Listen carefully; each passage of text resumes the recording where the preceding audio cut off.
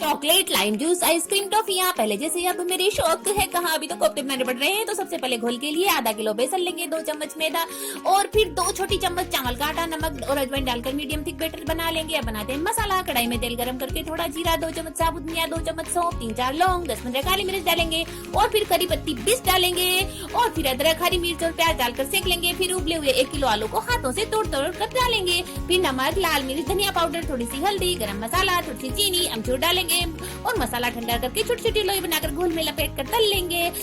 बहुत अच्छी खुशबू आ रही है, पर आप तो खा नहीं सकते, देख ही सकते हो। हाँ, बनाकर खा सकते हो और मेरे चैनल को सब्सक्राइब भी कर सकते हो। तो खाइए, बनाइए, सब्सक्राइब कीजिए। बाय।